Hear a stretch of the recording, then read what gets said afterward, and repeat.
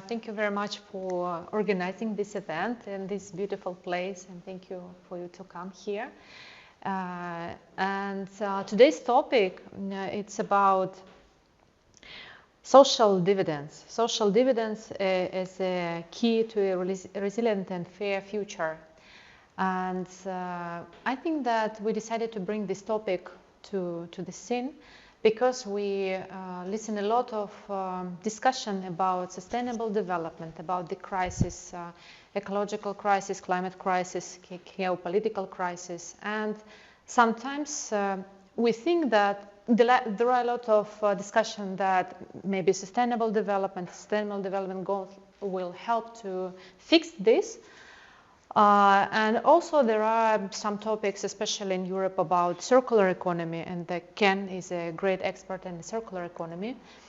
But we think that there are not a lot of discussion about what is really incentives, about what leads to this situation.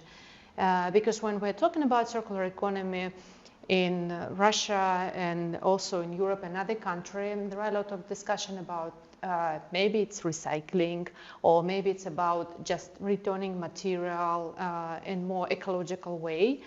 But today we will talk about other topic. We will talk about other circles, which is inside the circular economy. And I would like to present Ken, because Ken is a great expert in the circular economy. But today he will be talking about the social dividends and the other incentives. So now I would like you, Ken, to tell us why you are talking about social dividends. You are with my background. So welcome everyone. I am here in Vienna for other reasons, so I'm not particularly worried that perhaps my big audience was expected. It was an opportunity to share a few thoughts anyway. So I've been doing some work with the Club of Rome. I'm not a member of the Club of Rome, but I was on the writing team for Earth for All, which was a 50-year follow-up to the original Club of Rome Limits to Growth. And I'm on their Transformational Economics Commission, which was lovely to be asked to be on that. And I contributed a reasonable amount to that book, although I don't get myself on the front cover. Ask about ghostwriting if you need to. No, it's fair enough. I felt honoured to be asked to write a chunk of the core text here under those circumstances.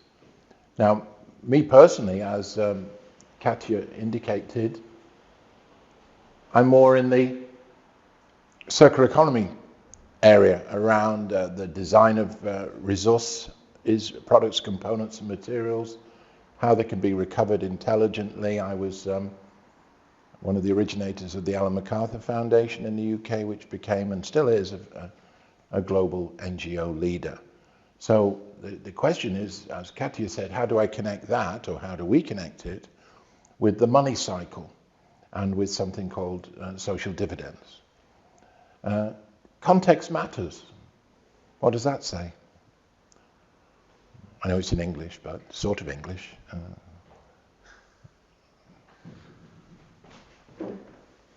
What is your brain doing to be able to understand that? What does it say? The world, yes. By looking at the whole thing, you can unpick the relationships, and then you suddenly think, oh yeah, of the world, maybe it's the reconstruction of the world. You use pattern seeking to give you a sense of what it says. And patterns and relationships are understudied, I think, in the world. And so many people who work in circular economy never ever consider the economy in its monetary sense. But we have something of a problem. This is Martin Wolf, the Financial Times commentator, and he says, and I'll read it just in case some people's English isn't as fast, or they would like it read out. We need a dynamic capitalist economy that gives everybody a justified belief that they can share in the benefits. What we increasingly seem to have instead is an unstable rentier capitalism. I'll explain that later. Weakened competition, feeble productivity growth, high inequality, and not coincidentally, an increasingly degraded democracy.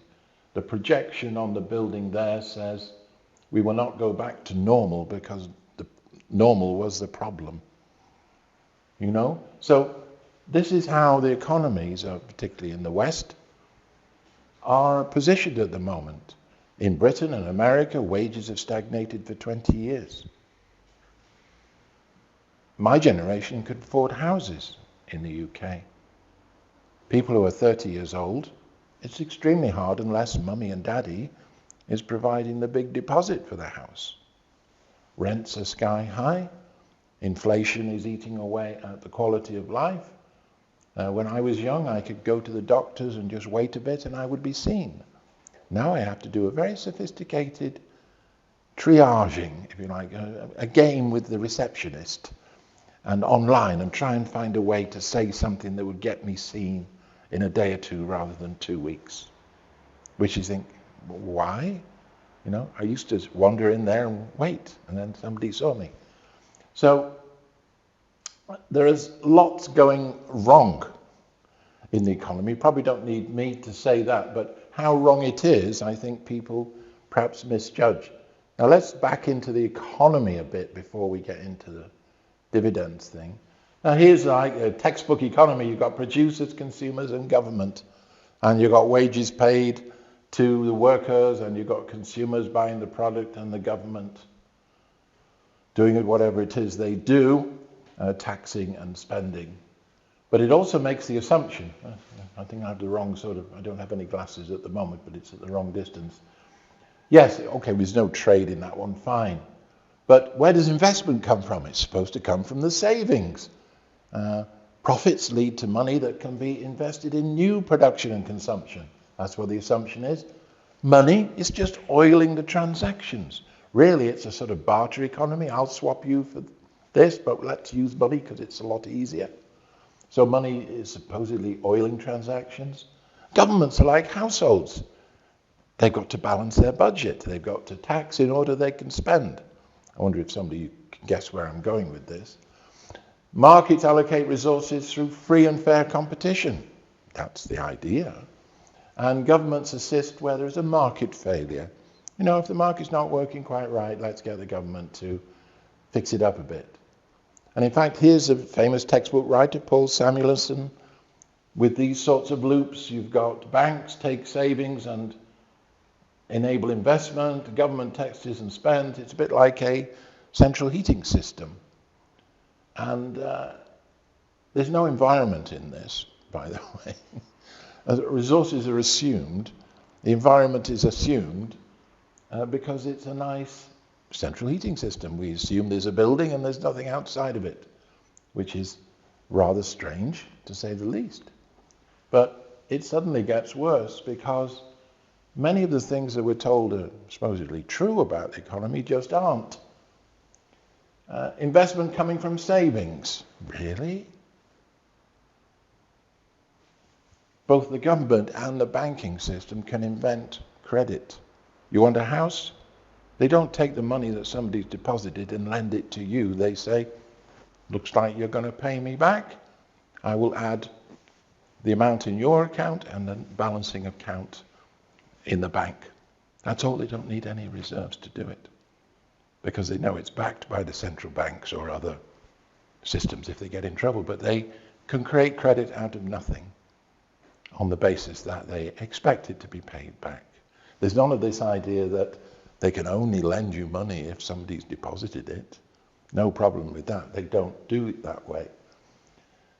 Money isn't just oiling transactions. As I say, if credit is created both by, perhaps say in Britain, it's got its own currency, a central bank, or maybe in Japan or Russia, the government can create money as it wants because it's not a user of the currency so much as a creator of it. And that's incidentally why it can never go broke. How can you go broke in something? It's like running out of inches or centimeters. You want more inches? Yeah, we got them. So governments are like households. No, they're not.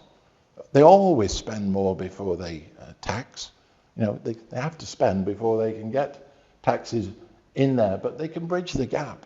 It's not a big, you know, it's not a problem that we're told it is. Oh, markets allocate resources through it's free for all competition. Many, many industries, as we will see, are highly concentrated. It's not free and fair for all, like Adam Smith might have said. It's an extremely narrow set of competitors. We'll come to some facts in a minute. Governments assist where there is market failure and for lots of other reasons. You only have to look at China. They built high-speed trains, it seems to, everywhere, really regardless of whether there's any revenue likely to come from it.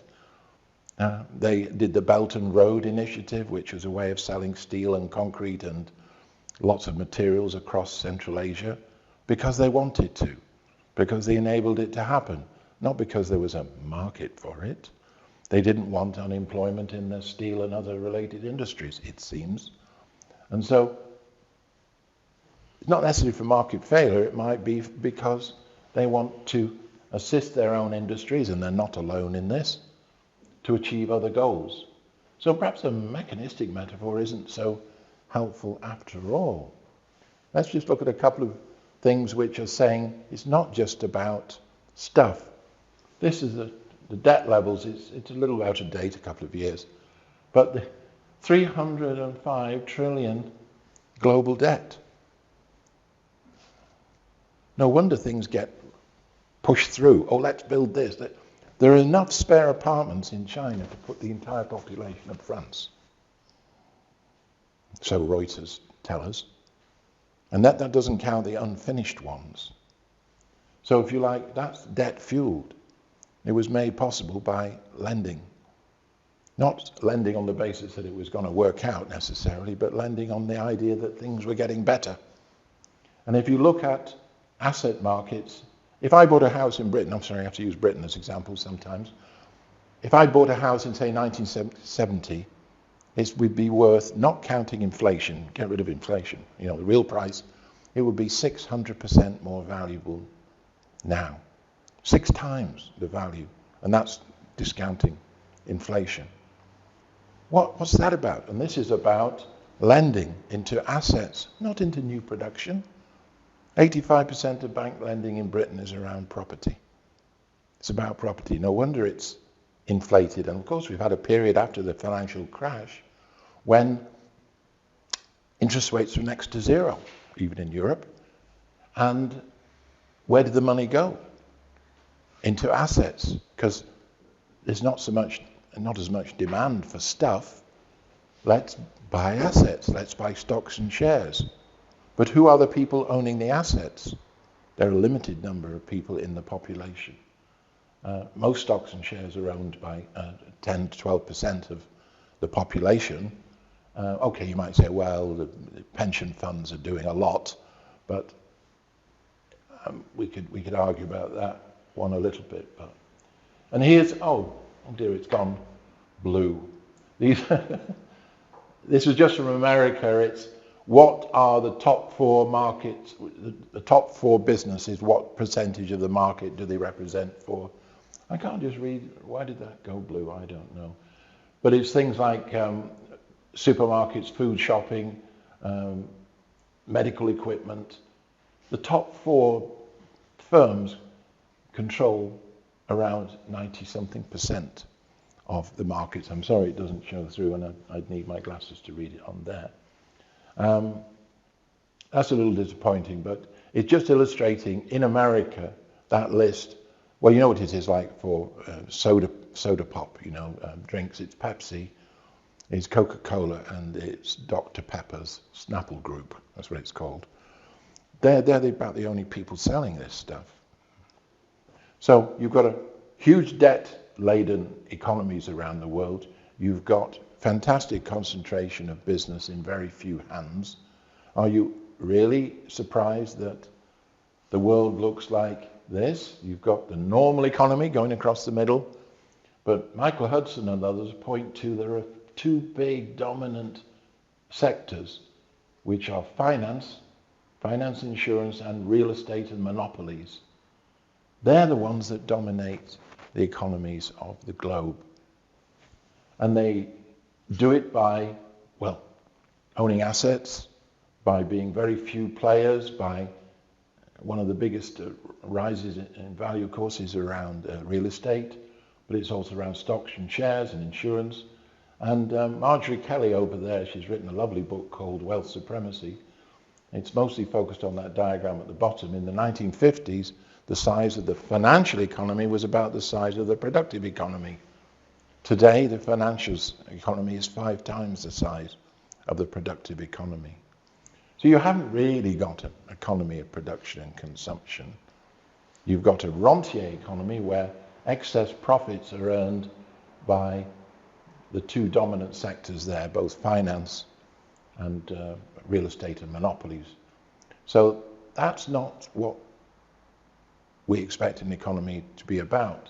And if you're talking about redressing the balance, who are your targets?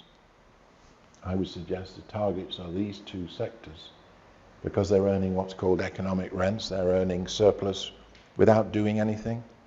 If I bought that house in 1970, I could have just sat on it for 50 years and I'll have made 6 times its value, not counting inflation. That's called economic rent, because you did nothing. You just sat there. And it's rent because it's not the house, it's not because you painted it or cleaned the doors. It's just because it's sitting on the land. And its location, say your location is here, is fantastic. It's what other people do around you that gives it the value.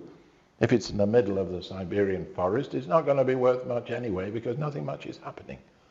So the value of property is usually linked to the location of other people and the services available. It's nothing to do with your cleverness. You didn't earn that money. It's unearned wealth creation, I would argue. And so you seem to have, in the modern era, so much more to the left. You're extracting value, both with materials and debt. The large scale dominates. Enclosure, that's an English term for capturing resources. It's about accumulation. Capitalism is about accumulating wealth. It's focused on the takers. There's a famous book, Makers and Takers, by Rana Furaha. The takers are those who take rents, unearned income. And the dollar or the money is a store of value, not so much the opposite. Now, what we might need, suggestion, is a balancing set of activities, because we might need to circulate rather than extract wealth. We might need the small scale as much as the large scale. Why? I will say in a moment. We might need the commons. The commons is an idea of a community, a set of users of a resource and some rules. Commons used to be much more common than they are now. Accumulation needs distribution as well. Why? Well, we'll talk systems in a minute. And what about the makers? What about the industrial economy, the labor and the productive business? And sure, money should really help exchange. But this is what we've got. Martin Wolf hinted at it on the left. Now, why it might be for scientific reasons we ought to change that is that these days the science of systems is dominant. Well, so work on flow networks in ecology, they've applied it to banking and data, says that you can't just have efficiency, you need resilience in systems as well. You need it to be able to take damage. It's easier in this diagram here, actually. Say this is your lungs. The volume flows, the efficiencies in the large channels. But where is all the action happening? It's happening in those peripheral areas.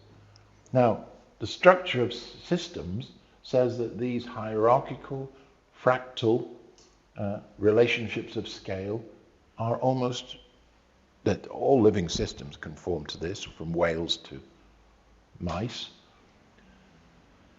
And maybe the economy ought to fit that as well, because this allows effective circulation to all levels. At the moment, we're trying to run an economy based on the big tubes. And we're wondering why it isn't thriving. That's a suggestion from the science of systems. So you need to balance efficiency with effectiveness. In other words, circulating to the base within the systems. It's fairly obvious. Circular economy is about circulating and protecting the capital, the natural capital, social capital, whatever. In the money system, we ought to be doing the same, shouldn't we? In other words, making money sure money circulates to the base. Because money is an invented thing. People say, oh, well, climate change is a really big problem. Yeah, so is the money system. The difference is we invented the money system. We didn't invent, in terms of control, the climate system. One is really a lot harder to deal with, and yet we treat it as though the money system can't be messed with. Just a thought. And just looping back into Earth for All, this is about 5 turnarounds that would help rescue humanity, or a survival guide for humanity. And within these 5 turnarounds is this comment about inequality. Societies work better if they're less unequal. This is fairly obvious stuff.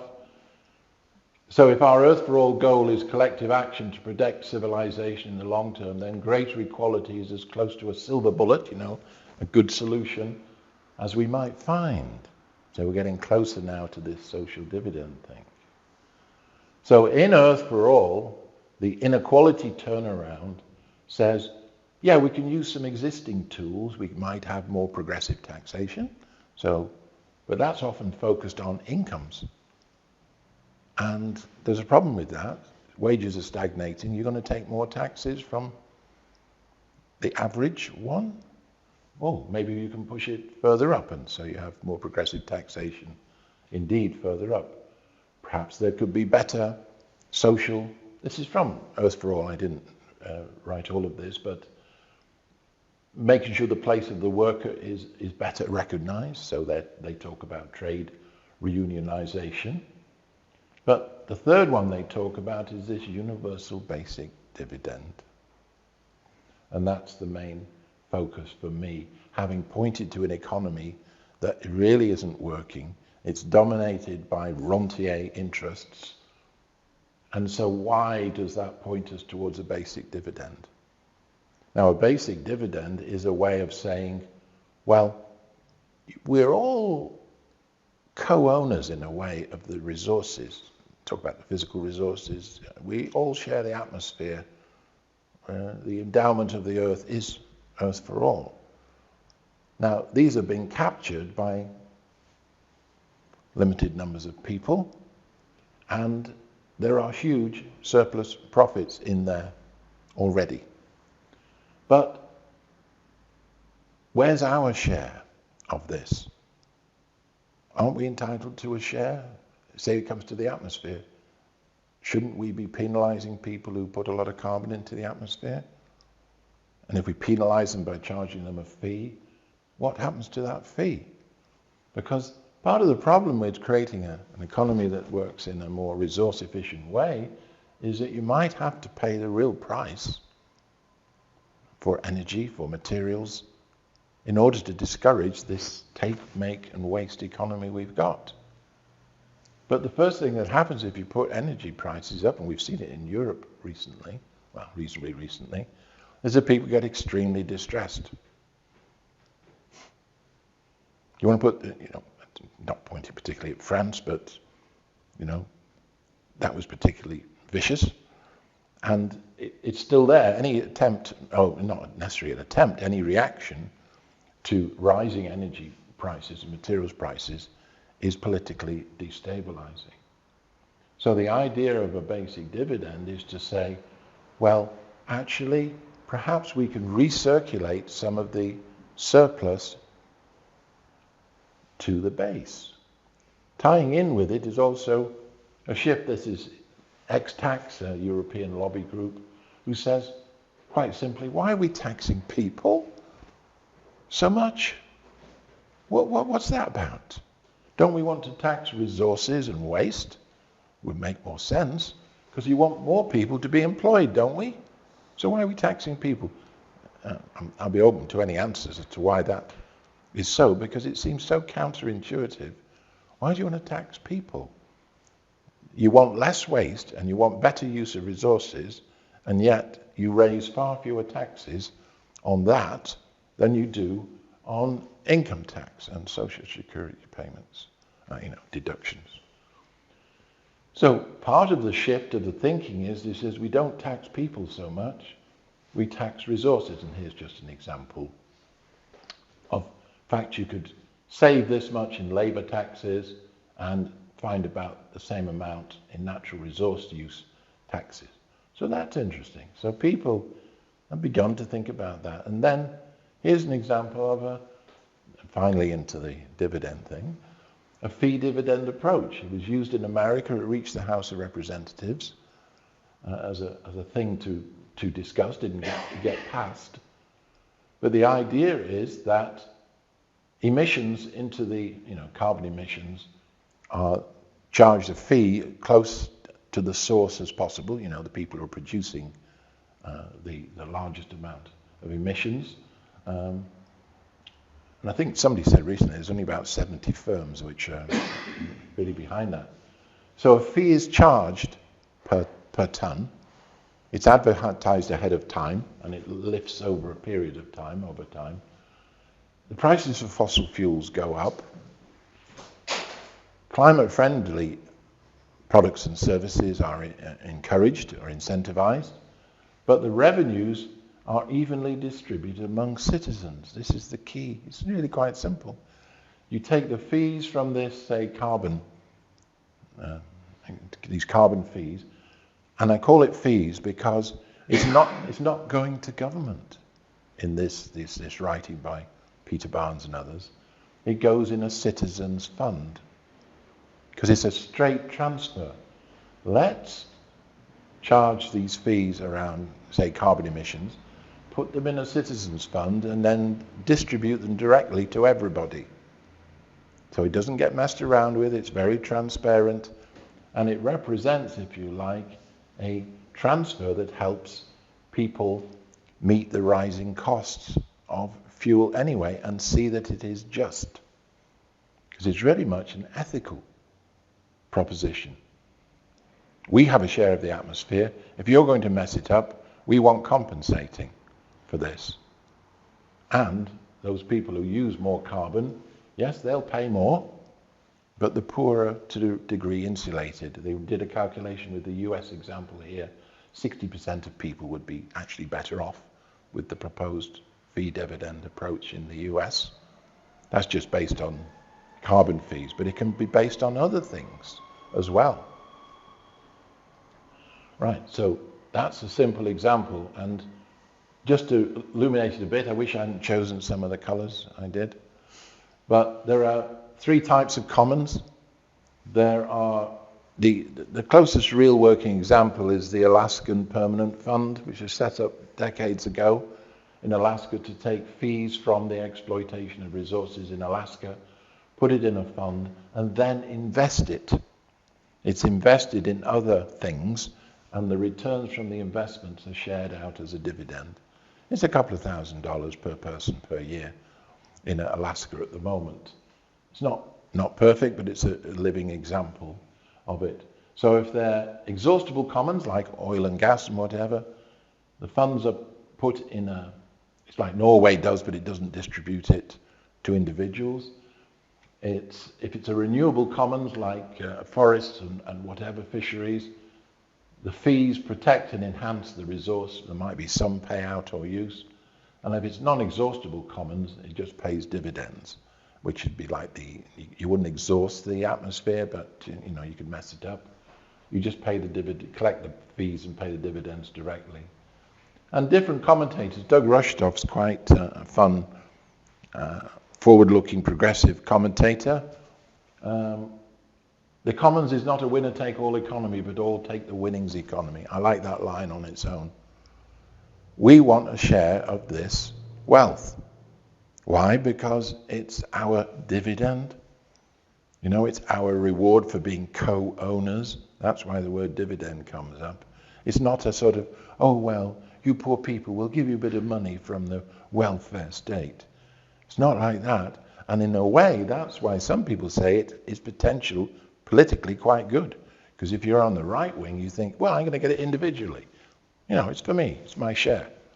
Progressive and left-leaning people think, well, it reduces inequality, so I'm okay with that. It's not a welfare payment.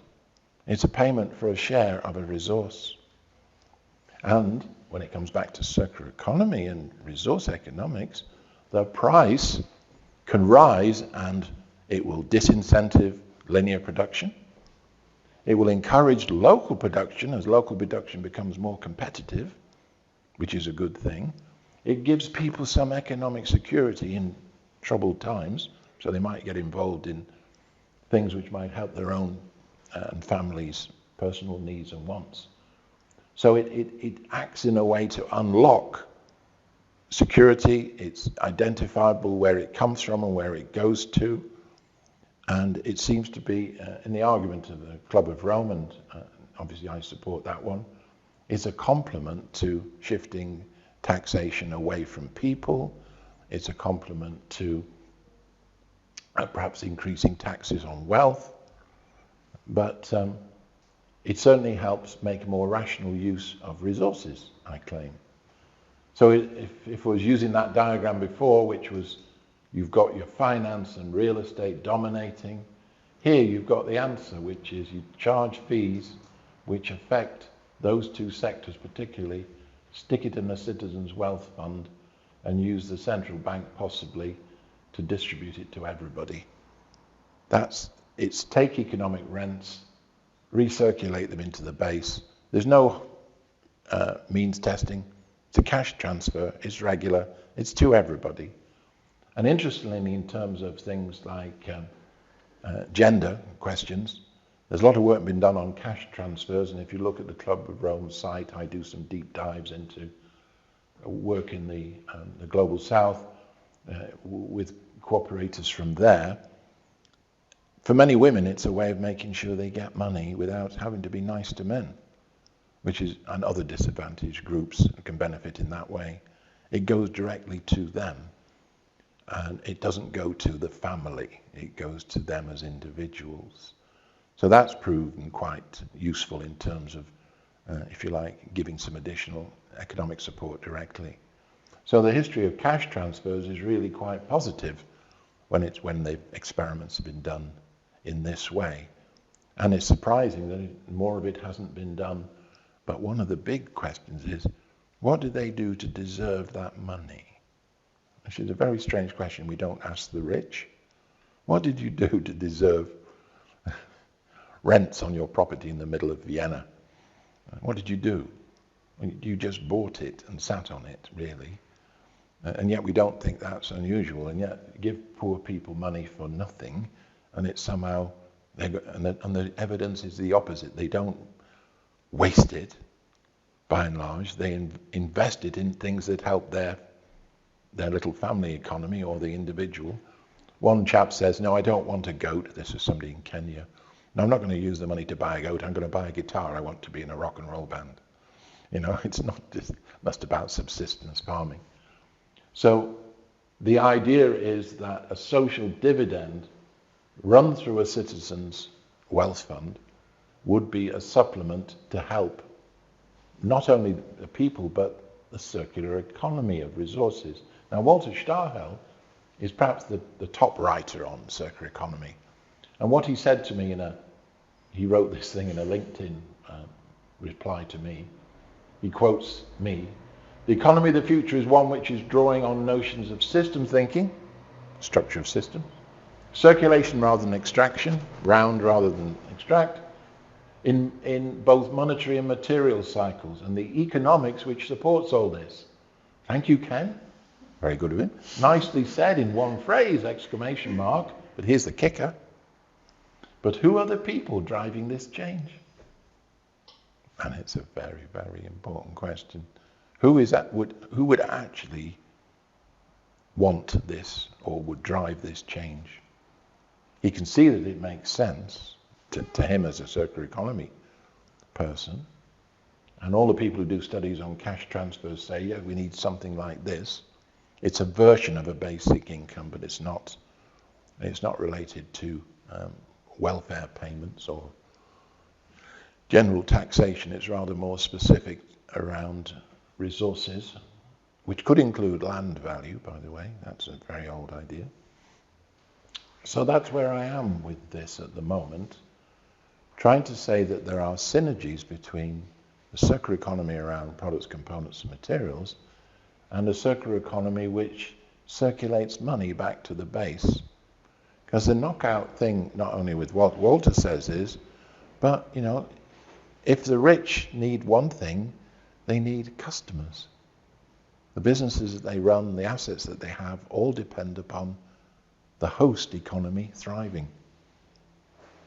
If they don't have that, it eventually collapses. The parasite kills the host. And how is that a great plan? Though it's sometimes, as somebody said, it's easier to envision the end of the planet than it is to envision the end of capitalism. Anyway, thank you very much for listening. That's my intro to it. I cover a number of areas. Before we're moving to the question, I think that you have some question. I would like also to add my comments and to ask you something. As I also working in the circular economy topic in Russia, and of course that in Europe you are going like more further than Russia, and Russia is still like the beginning of this movement, and sometimes to other direction. And what I saw also, what I hear in other discussion, especially from the people who are with the sustainability topic, who are trying to move with this ecology topic, they tell, yeah, it is great. We would like to be more ecological, better for the planet, make less harm, more good, etc. So, but we would not be messed with this financial topic, because we are like we are thinking about the planet, not about this bad stuff, and this is so dirty for us, this is politics, this is business. We are not going with this. We would like to be for the planet, not with the businesses. And we had some discussion also with Ken and with other person who is thinking about monetary cycle. Why it's so important to talk about this? Because when we are talking about circular economy, we are talking about how an economy, how it works, and the problem that we have. We are talking about how we people behave, how we produce, how we consume, and how we distribute the wealth and the power, especially. So if we don't think about the incentives, what we are trying to do now, like people who are involved in the sustainability topic and circular economy, ecology, it doesn't matter, we are trying to put this new concept of new economy model into the current system. And sometimes we see that this doesn't work, it doesn't match with the incentive that we already have. And this is, that's why I think that this discussion took place, because we wanted to show that no, it doesn't match, because we need to think about other way of system and our other incentives. And is that a statement or is that a question coming up? Yeah, question. The question is, you're talking about social dividends, but there is also a concept about a basic income. Yeah, the two are related. The basic income is an unconditional payment to every citizen, but where it comes from is usually a broader thing. It's usually related to taxation directly, and it goes through the government and the government pays it. The writers about a basic dividend say it's not a welfare payment, it's not dependent upon particular government budgets, It's a fee dividend system based upon, yeah, it's taxes, but it's not lodged with the government. It's lodged like the Alaskan Permanent Fund with a separate fund where these are the fees and these are the dividends. You know, it's outside the government thing because it's a share of what you own.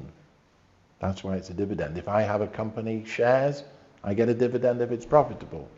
In this case, it's my share of the planetary resource question. Or if it's around land, I'll give you an example from London. When they built one of the new tube lines, the value of the properties near the tube stations, the metro stations, went up 80%. And somebody from Social Dividend Approach says, why did you let the people who own these properties get all the benefit? Because if you'd have taken 20% of that value, you could have paid for the line anyway. They still get 60%. So should the owner of the building pay more dividends? No, what they would do is, if it was done, was look, the value of your property's gone up 80% because of this tube station, this metro station. When you sell the property, 20% of that gain will go back to the people who gave you the gain. In other words, the public purse. But that's very difficult for people to talk about. In the 19th century, Henry George was talking about land value taxes or fees. And actually his book, Progress and Poverty, sold 3 to 4 million copies, which at the time was almost as much as the Bible was selling in 1870. So it was an extremely popular idea that if you tax the rising value of land and circulated that back, you could pay for, in his terms, welfare programs, because it was an unearned income. The phrase was, the landlord goes to sleep and wakes up richer.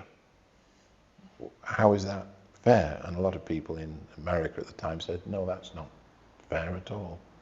So it was part of what began the progressive movement in the US. It faded out as a particular policy, but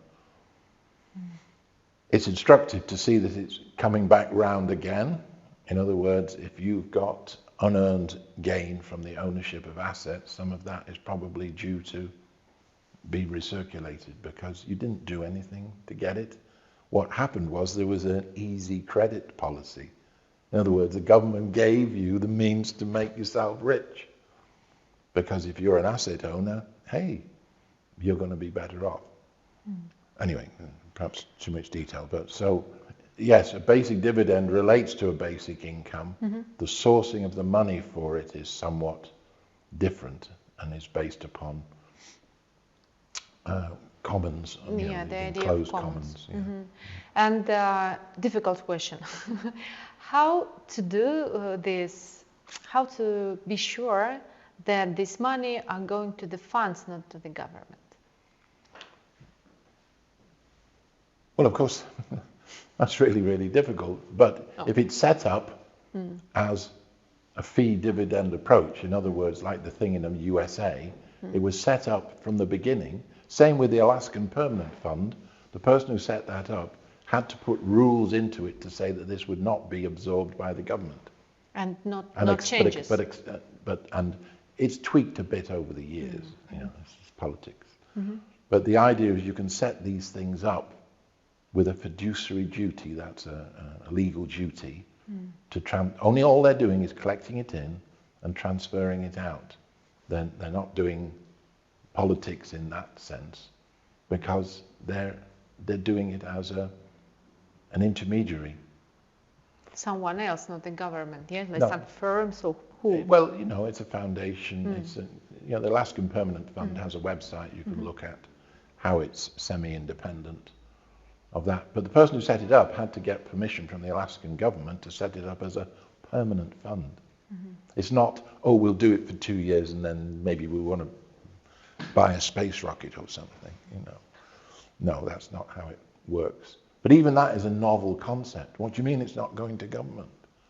No, it's ensuring your share gets to you.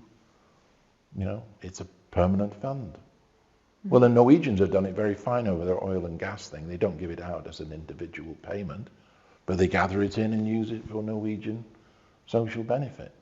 You know, it's somewhat separate from the government. It's their retirement fund or some pensions fund, I think they call it. So it's not unknown. In other words, it's not impossible to do because there are examples of people doing it to some extent. But anyway, someone have to tell, okay, from now we will install the foundation, and well, you have to do the right time should be. But it's a bit like charity law in Britain. I can set up a charity. It's within the rules. I just fill the forms in. Doesn't stop me doing it, and then I do what a charity does. Same with foundations everywhere.